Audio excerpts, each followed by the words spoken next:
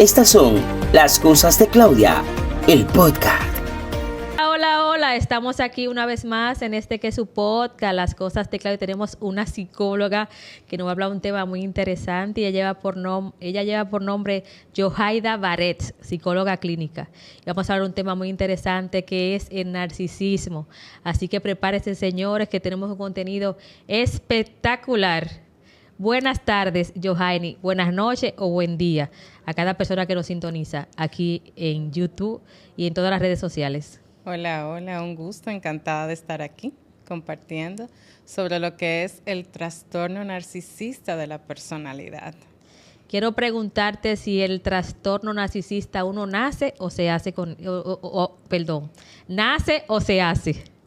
Bueno, esa es la pregunta del $1.000.000. Hay varias teorías al respecto, pero la principal establece que definitivamente las personas que tienen o presentan, son diagnosticadas con trastorno narcisista de la personalidad, han tenido un contexto de crianza muy violento, donde se ha ejercido mucha violencia, sobre todo violencia física y emocional, y ese es el denominador común. Hay otras teorías que establecen que la mayoría de los trastornos de la personalidad tienen un componente genético, pero lo que uno suele ver más en consulta, por ejemplo, en el caso del narcisista específicamente, es realmente temas de contexto. Casi todos los trastornos de la personalidad tienen un tema muy contextual en lo que ha sido la vida del individuo, sobre todo sus primeros años. Lo mismo ocurre, por ejemplo, con el trastorno límite, que se ha asociado a temas de abandono y abuso sexual en la infancia. Es decir, que hay una teoría que pudiéramos decir que conlleva o abarca como un poquito de cada una. Esta teoría plantea que todos tenemos en nuestra carga genética algún tipo de desorden en cuanto a la salud mental, pero que el medio en el que uno se desenvuelva va a detonar o no ese desorden. Yo recuerdo que mi abuela decía, no, miren, de poeta, cantante y loco todos tenemos un poco. Esa sabiduría empírica, ¿verdad?, de los viejos de antes. Es lo que nosotros hoy vemos con esta teoría, que definitivamente puede que esté en la carga genética, pero si usted tiene un medio ambiente en su infancia que no se lo detona, se queda ahí latente. Inmediatamente usted se sometió a eventos muy estresantes, como el caso de la violencia en los niños, pues entonces detona. Los trastornos de personalidad, por ejemplo, suelen detonar es al final de la adolescencia y principio de la edad adulta joven. ¿Cómo podemos identificar una persona narcisista? Bueno, lo primero que quiero decir es que hay varios trastornos de personalidad. El narcisista, que es la gente, es un narcisista, es un trastorno de la personalidad específicamente, ¿ok? Y está dentro del grupo B de la personalidad. O sea, tenemos en el grupo A, por ejemplo, están los que son excéntricos. En el grupo B están los que son excesivamente dramáticos, y en el grupo C están los que son miedosos y ansiosos, ¿entiendes? Entonces está en el grupo B conjuntamente con los histriónicos, con el trastorno límite, está el trastorno narcisista, por ejemplo, la personalidad. Okay, entonces, básicamente la característica principal del narcisista es que tiene unas ideas de grandiosidad bastante marcadas, ¿ok? Cada logro que tiene la vida, cada logro que consigue, lo magnifica en grado superlativo. Por lo tanto, entiende que no se puede relacionar con todo tipo de personas. Tiene que ser con personas que sean capaces de entender cuán grandioso es él o ella. Pero me voy a referir a él porque en el 75% de los casos es diagnosticado en hombres y en un 25% en mujeres. Okay, o sea, la prevalencia es mayor en hombres que en mujeres. Otra característica también muy común es que como yo soy grandioso, solamente puedo vincularme en trabajos o instituciones grandiosas o con personas importantes. ¿Okay? Siempre tienen esas fantasías de poder, de ser poderosos, de ser admirados, tienen una constante necesidad de ser admirados. Eso es una característica que está en todos, o sea, tienen una constante necesidad de ser admirados. Otro elemento es que puede presentar envidia, presenta envidia y también siente que los demás lo envidian. ¿Ok? También algo que lo caracteriza es la falta de empatía. No tiene empatía, no es capaz de sentir lo que los otros sienten y se beneficia de las relaciones interpersonales. O sea, para estas personas narcisistas, una relación interpersonal necesariamente tiene que implicar un beneficio para sí mismo. Otra cosa es que ellos fantasean mucho con un amor incondicional, o sea, con un amor que le aguanta todo, porque yo soy yo, ¿verdad? Y mis circunstancias. Entonces, yo soy tan grandioso que tú tienes que aguantármelo todo, ¿entiendes? Pero si hay dos cosas, tú me preguntas en las que yo puedo resumir las características principales de lo que es el trastorno narcisista de la personalidad, yo francamente te diría que es, uno, esas ideas de grandiosidad y dos, esa falta de empatía hacia las demás personas. ¿Cómo podemos manejar ese tipo de personas? Yo les sugiero que no la maneje.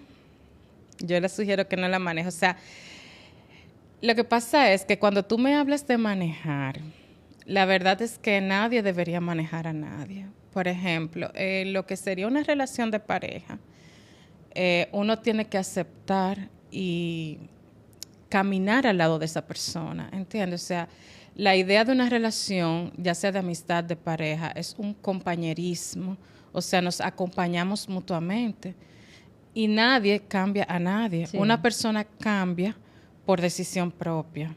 Y si yo entiendo que a ti hay algo que yo tengo que te hace mal, entonces yo decido hacer algunos cambios porque yo no quiero lastimarte, ¿entiendes? Pero no porque tú me digas que cambie. Bien, entonces ese concepto de que alguien cambia a alguien, ni siquiera en la terapia se da. Un terapeuta no está diseñado para cambiar a una persona. Un terapeuta está diseñado para ofrecerle herramientas que lo hagan cada vez mejor persona, ¿entiendes? Quiero darte un detalle, un dato al margen. En la mayoría de los trastornos de personalidad, incluyendo el narcisista, la persona no hace insight, no hace conciencia. No hace conciencia de que está mal, de que tiene un trastorno. Y el primer paso para uno hacer cambios es reconocer que uno está mal, imagínate. Sí. Entonces, lidiar tratando de cambiar a alguien, no importa que tenga un trastorno o no, y más si tiene un trastorno, es una tarea que yo no se la sugiero a nadie. ¿Qué significa el término piedra gris? ¿Piedra? Gris.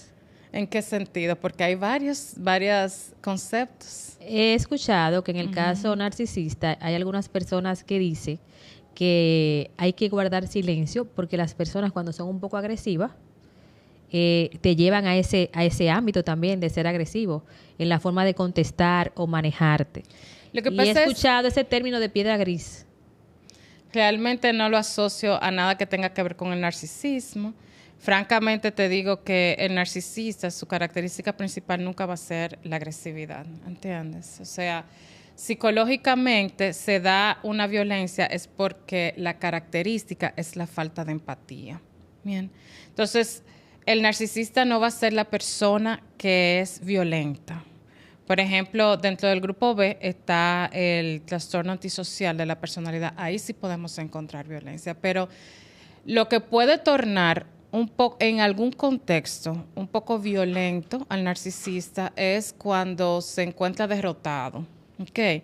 Cuando lo derrotan, cuando encuentra que ha perdido, eso genera en ellos una reacción que en un momento dado los puede tornar agresivos, pero su característica principal no es la agresividad. Es difícil encontrar realmente al narcisista que se torne agresivo.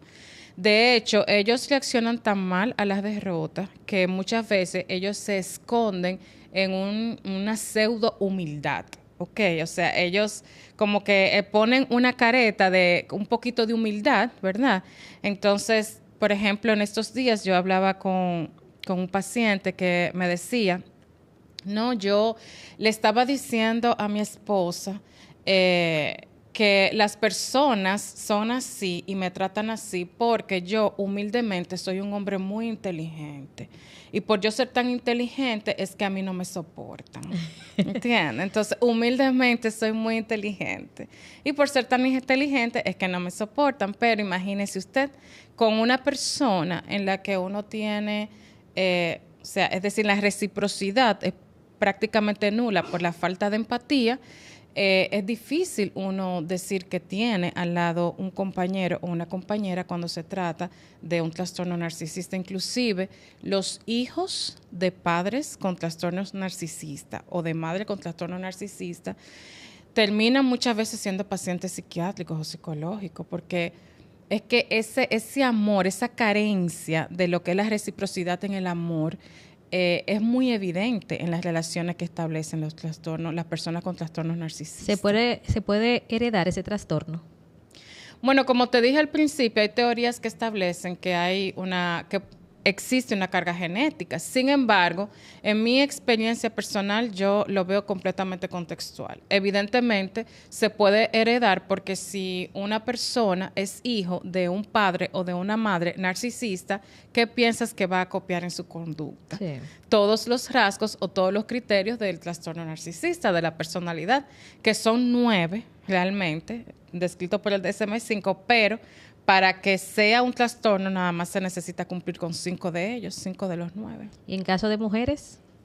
Sí, es lo mismo, lo único que es más frecuente en hombres. Como te dije, en hombres se da en un 75% de los diagnósticos y en mujeres solo en un 25%, pero son las mismas características, esa falta de empatía, ese egocentrismo, esa necesidad de grandiosidad. Por ejemplo, cuando son madres narcisistas que tienen hijas adolescentes, establecen una real y literal competencia. O sea, la madre compite con la hija, con ropa, pareja. O sea, algo que daña realmente la formación de esta niña, y al copiar eso es lo que va a repetir. En psicología se llama reciclaje. ¿A qué edad podemos más o menos verificar si un niño tiene un comportamiento y lleva ese trastorno? ¿A qué edad más o menos podemos llevarlo al psicólogo? Mira, desde la adolescencia media, es claramente palpable muchos de los rasgos en cuanto al narcisismo, aunque hay autores que establecen que por ser un proceso en el cual el adolescente está buscando su identidad, la verdad es que no es recomendable, no es sugerible que se diagnostique un trastorno de personalidad en la adolescencia. Entonces, la edad idónea es ya cuando comienza esa fase de relaciones, que es donde más se pone sobre el tapete la necesidad de la empatía. A partir de 18, 19, 20 años ya uno puede identificar, bueno, esta persona necesita ayuda, porque no estoy observando en esta persona ningún tipo de empatía, esa necesidad de grandiosidad. Pero vuelvo y reitero, el diagnóstico per se sugiere sea después de la adolescencia, al término de la adolescencia, por las tareas propias de la adolescencia, que es la búsqueda de la identidad. Entonces, yo no puedo categorizar, ya tú tienes un trastorno en tu personalidad por el mero hecho de que buscando mi identidad yo fortalezca mi autoestima. Pudiera ser un craso error. Bien. Sin embargo, cuando uno observa, por ejemplo, algunas proyecciones en los dibujos de niños que a nivel longitudinal, cuando tú llegas a ver los adultos, resultan con este diagnóstico, se ve la diferencia en los dibujos. Por ejemplo, en estos días estaba yo viendo un dibujo de un adolescente, ya tiene 12 años, donde él se puso, en el dibujo de la familia, él se puso como primero y se puso bien grande, bien adornado, ocupó la hoja entera él y primero. Y después puso a todos los demás al lado de él, detrás chiquitico, y sin ningún tipo de detalle ni de adorno. Sin embargo, todavía no es criterio suficiente porque es un adolescente. Está en proceso de búsqueda y de formación de su identidad. ¿Okay? Ya en este caso, sí, siempre es bueno mantener una comunicación sana con los padres, que los padres siempre estén pendientes.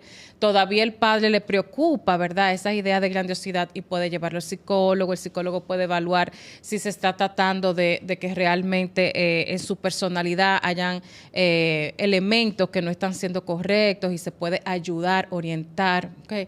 Pero generalmente, aunque el diagnóstico se da ya en la adultez, uno puede comenzar a observar desde la adolescencia algunas de esas características. Yohaida, yo creo que tú le das un mensaje a la juventud que nos ve aquí en La Cosa de Claudia. Bueno, realmente si es relacionado al trastorno narcisista de la personalidad, el mensaje está orientado a padres y parejas específicamente, parejas que tienen a su lado personas con ese trastorno, entiendo que es una decisión personal. Lo primero es asumir el hecho de que esta persona no va a reconocer, posiblemente no va a hacer conciencia de lo que tiene. Entonces es una decisión personal, la verdad, el tipo de compañerismo que puede establecerse. Mi recomendación es que siempre sea por vía de la ayuda profesional, porque van a haber puntos claves en la comunicación en la cual no podrán entenderse. Entonces, cuando yo siento que yo solo doy y no recibo, y o sea, tienen unas expectativas grandísimas, o sea, entienden que todo tiene que ser resuelto, todas sus necesidades tienen que ser cubiertas porque ellos son ellos, ok, por el solo hecho de ser ellos grandiosos. Entonces, cuando yo veo que yo trato de suplir esas necesidades y ya de allá para acá no recibo nada, pues es una decisión mantenerse ahí que necesita ayuda profesional.